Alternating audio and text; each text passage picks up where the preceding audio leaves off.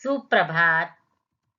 कक्षा दूसरी, विषय हिंदी, उपविषय पाठ 14, लौकी की आई बारात। पुस्तक का नाम नई गुलमोहर हिंदी पाठ्य पुस्तक। व्याख्यान 3।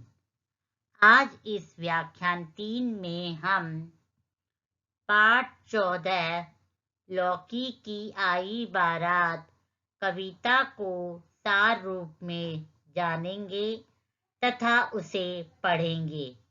उसके बाद कठिन शब्द, शब्दार्थ, प्रश्नोत्तर, भाषा ज्ञान व गिनती 1 से 20 की दोहराई करेंगे। तो चलते हैं सबसे पहले पाठ 14 लौकी की आई बारात को सार रूप में जानते हैं।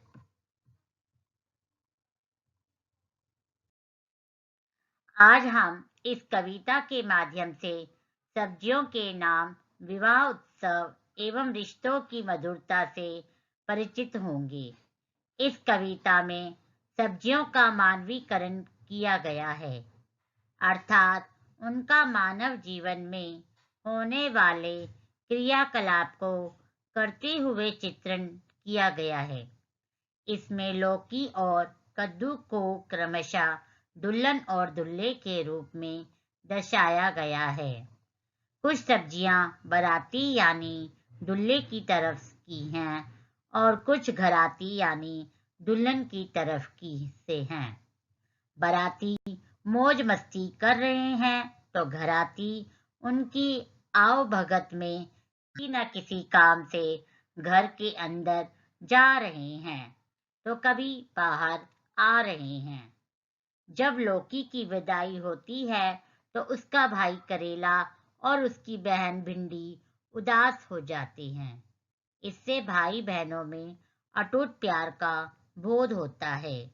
तो इस कविता से हमने सीखा कि हमें अपने भाई बहन के साथ अधिक से अधिक समय बिताना चाहिए और उनसे खूब प्यार करना चाहिए। अब इस कविता को लय से वाचन करते हैं।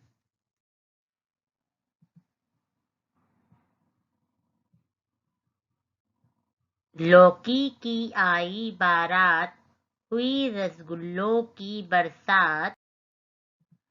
कटहल की गाड़ी के ऊपर बंठन बैठे कद्दू राजा। प्याज और आलू ने मिलकर खूब बजाया बाजा।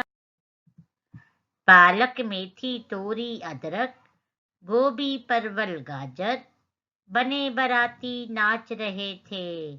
शलगम, मटर, टमाटर, फलिया, धनिया, पुदीना, खीरा, नींबू, ककड़ी और चुकंदर बने घराती दौड़ रहे थे, घर के बाहर घर के अंदर। लौकी कद्दू दूल्हे के संग जब चली ससुराल, तब करेला भाई भिंडी बहना का हाल हुआ बेहाल। तो बच्चों, इस कविता को पढ़ने के बाद आपने क्या सीखा? हमने सीखा नंबर 1, मेहमानों का आदर सत्कार करना। नंबर 2, भाई बहनों के अटूट संबंध का महत्व। अब आपने इस कविता को पढ़ लिया व समझ लिया तो जानते हैं यहाँ कौन कौन सी सब्जियां जमीन के ऊपर होती हैं और कौन कौन सी जमीन के नीचे। दिए गए सब्जियों के चित्रों में से छांटकर उनके नाम सही जगह पर लिखिए। यहाँ चित्र दिखाए गए हैं। हम इन चित्रों को देखते हुए इन्हें अलग करेंगे। जमीन के नीचे वाले हैं गाजर, अदरक, आलू, शलगम, जिसे मैंने दिए गए जमीन के नीचे के सामने जो स्थान दिया था वहां लिखा गाजर, अदरक, आलू, शलगम। अब जमीन के ऊपर जो आते हैं वह कौन कौन से हैं? कद्दू, टमाटर, फूल गोभी, बैंगन। कौन कौन से हैं? कद्दू, टमाटर, गोभी, बैंगन। अब हम कविता में आए कठिन शब्दों की दोहराई हैं। कठिन शब्द है, सबसे पहला कठिन शब्द है लौकी, और दूसरा कठिन शब्द है बारात। तीसरा कठिन शब्द है रसगुल्ले। चौथा कठिन शब्द है बरसात। पांचवा कठिन शब्द है कटहल। छठा कठिन शब्द है कद्दू। सातवां कठिन शब्द है प्याज। आठवां कठिन शब्द है आलू। नौवां कठिन शब्द है मेथी। 10वां कठिन शब्द है तोरी। 11वां कठिन शब्द है गोभी। 12वां कठिन शब्द है फलिया। 13वां कठिन शब्द है धनिया। 14वां कठिन शब्द है पुदीना। 15वां कठिन शब्द है नींबू। 16वां कठिन शब्द है चुकंदर। 17वां कठिन शब्द है घराती। 18वां कठिन शब्द है दुल्हे। 19वां कठिन शब्द है संग। 20वां कठिन शब्द है ससुराल। अभी आपने पाठ 14 लौकी की आई बारात के कठिन शब्दों की दोहराई कर लिया। तो अब हम शब्दों के अर्थ की दोहराई करेंगे। शब्दार्थ अर्थात जो शब्द का अर्थ बताए। सबसे पहला शब्द है दूल्हा, जिसका अर्थ है वर। पहला शब्द है दूल्हा, जिसका अर्थ है वर। दूसरा शब्द है ससुराल, जिसका अर्थ है पति के पिता का घर। दूसरा शब्द है ससुराल, जिसका अर्थ है पति के पिता का घर। तीसरा है बेहाल, जिसका अर्थ है बुरा हाल। तीसरा शब्द है बेहाल, जिसका अर्थ है बुरा हाल। चौथा शब्द है संग, जिसका अर्थ है साथ। चौथा शब्द है संग, जिसका अर्थ है साथ। पांचवा शब्द है हाल, जिसका अर्थ है समाचार।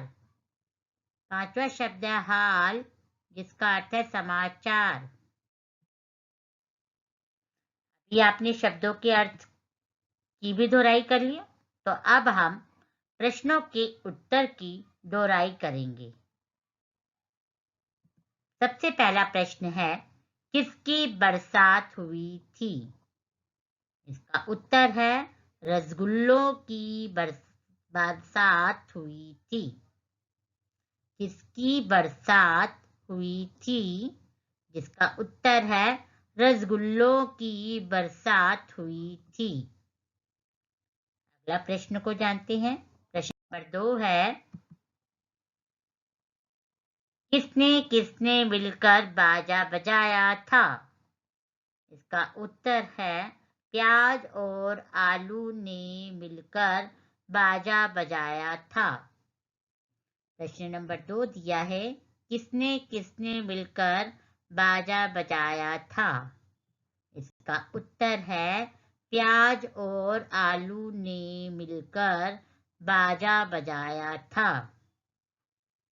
अगला प्रश्न है प्रश्न नंबर 3, बाराती बनकर कौन कौन नाच रहे थे?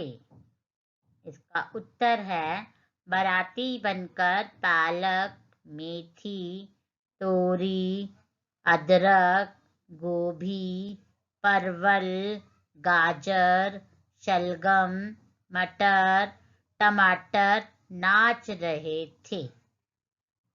प्रश्न नंबर 3 दिया है, बाराती बनकर कौन कौन नाच रहे थे?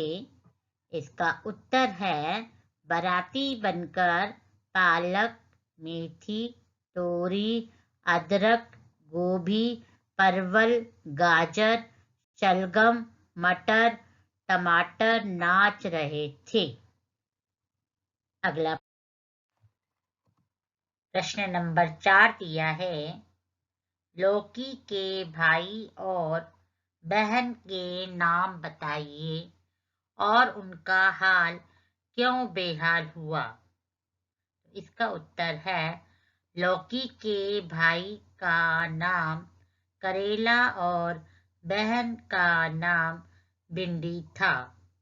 उनका हाल अपनी बहन की विदाई की वजह से बेहाल हुआ। प्रश्न नंबर 4 दिया है, लौकी के भाई और बहन के नाम बताइए और उनका हाल क्यों बेहाल हुआ? उसका उत्तर है लौकी के भाई का नाम करेला और बहन का नाम भिंडी था। उनका हाल अपनी बहन की विदाई की वजह से बेहाल हुआ।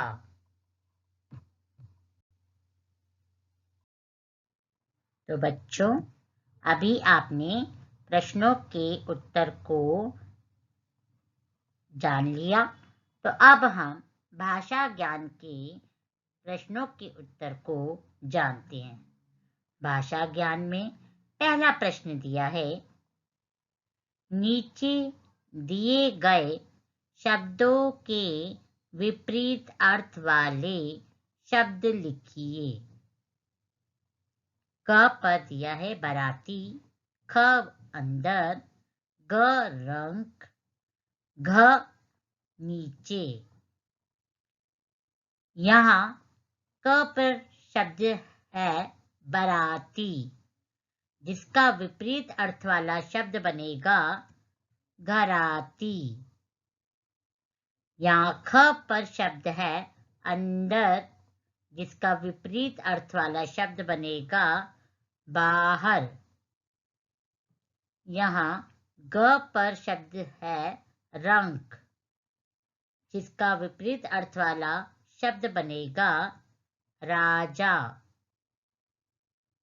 घ पर शब्द है नीचे, जिसका विपरीत अर्थ वाला शब्द बनेगा ऊपर। अब हम भाषा ज्ञान में प्रश्न नंबर 2 को जानते हैं। प्रश्न नंबर 2 दिया है, तुक वाले शब्द लिखिए। क खादी, ख आई, ग संग, घ बाल। तो जानते हैं दिए गए शब्दों के तुक वाले शब्दों को। तुक वाले शब्द अर्थात एक जैसी आवाज वाले शब्द, जिसे हमने पहले भी जाना, तो आज हम दोबारा इसके उत्तर को जानते हैं। यहाँ क पर शब्द है खादी, खादी जिसका तुक वाला शब्द बनेगा शादी। यहाँ ख पर शब्द है आई, जिसका तुक वाला शब्द बनेगा लाई। यहाँ ग पर शब्द है संग, जिसका तुक वाला शब्द बनेगा अंग। यहाँ घ पर शब्द है बाल, जिसका तुक वाला शब्द बनेगा जाल। तो देखा किस प्रकार हमने तुक वाले शब्द बनाए। अब हम भाषा ज्ञान में प्रश्न नंबर 3 को जानते हैं। प्रश्न नंबर 3 है, कद्दू शब्द में द वर्ण 2 बार आया है। ऐसे ही कुछ और शब्द लिखिए। क आधा न और पूरा न, नन, ख अदमा पूरमा मम और ग अदपा और प पप। यहाँ हमें एक आधा वर्ण और एक पूरा वर्ण दिया है, तो हमें ऐसा शब्द सोचना है जिसमें इनका प्रयोग हो। तो जानते हैं वह शब्द कौन से होंगे। यहाँ क पर आधा न और न दिया है, तो इससे शब्द बनेंगे गन्ना पन्ना। यहाँ ख पर आधा म और म दिया है, तो इससे शब्द बनेंगे मम्मी चम्मच। यहाँ ग पर शब्द दिया है आधा प और पूरा प पप, इससे शब्द बनेंगे चप्पल और अप्पू। तो देखा किस प्रकार हमने इन व्यंजन, एक पूरा वर्ण और एक अधूरा वर्ण, इनकी सहायता से शब्द बनाया। तो बच्चों, अब आपने पाठ में आए कठिन शब्द, शब्दार्थ, प्रश्नोत्तर व भाषा ज्ञान की दोहराई कर ली। तो अब हम गिनती की दोहराई करते हैं। गिनती अर्थात संख्या, जिस प्रकार हम बोलते हैं उसी प्रकार उनसे हिंदी शब्दों में लिखा जाता है। तो जानते हैं, सबसे पहला है इस संख्या 1। हमने 1 बोला और हमने हिंदी में लिखते समय शब्द एक का 1 लिखा। इसी प्रकार दूसरा संख्या है 2, तीसरी संख्या है 3, अगली संख्या है 4 और यह है 5, ये संख्या है 6, यह संख्या है 7, यह संख्या है 8, यह संख्या है 9, यह संख्या है 10, यह संख्या है 11, यह संख्या है 12, यह संख्या है 13, यह संख्या है 14, यह संख्या है 15, यह संख्या है 16, यह संख्या है 17, यह संख्या है 18, यह संख्या है 19, यह संख्या है 20। तो बच्चों, अब आपने गिनती की भी दोहराई कर ली। तो आज आपका गृह कार्य क्या रहेगा? आज आपका व्याख्यान 3 का गृह कार्य है प्रदत्त कार्य करो। प्रदत्त कार्य में आपको सबसे पहला प्रश्न दिया है, दिए गए प्रश्नों के उत्तर दीजिए। क पर दिया है, ख दिया, ग दिया है। प्रश्न नंबर 2, दिए गए शब्दों के अर्थ लिखिए। यहाँ आपको शब्द दिए गए हैं जिसके आपको क्या लिखना है? अर्थ लिखना है। और प्रश्न नंबर 3 है आपका, इस कविता में आए कोई 5 सब्जियों के नाम लिखो। आपने कविता को अच्छी तरह याद कर लिया, तो इसमें बहुत सी सब्जियों के नाम है, तो आप कोई भी 5 सब्जियों के नाम दिए गए खाली स्थान में लिखें। चौथा प्रश्न है, नीचे दिए गए अंकों को शब्दों में लिखिए। आपने इन अंकों की संख्या को पहचानना है और इनको शब्दों में, हिंदी शब्दों में लिखना है। ठीक है।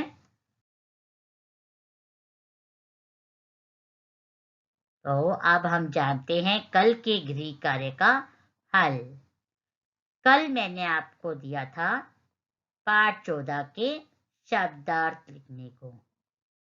तो आप सभी ने अपने शब्दार्थ को बिना गलतियों के लिखा होगा। आपके पाठ 14 के शब्दार्थ हैं। नंबर 1 दूल्हा, जिसका अर्थ है वर।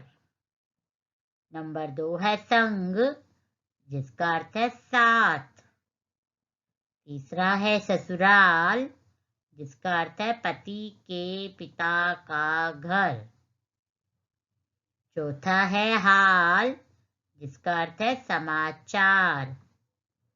पांचवा है बेहाल, जिसका अर्थ है बुरा हाल। दोबारा पढ़ के बता रही हूँ। पहला शब्द है दूल्हा, जिसका अर्थ है वर। दूसरा है संग, जिसका अर्थ है साथ। तीसरा है ससुराल, जिसका अर्थ है पति के पिता का घर। चौथा है हाल, जिसका अर्थ है समाचार। और पांचवा है बेहाल, जिसका अर्थ है बुरा हाल। आप सभी ने इसे एक बार देख लिया होगा अपनी कॉपी में कि कहीं कोई गलती तो नहीं की। यदि कोई गलती हो गई होगी, आपने उसे ठीक कर लिया होगा। धन्यवाद।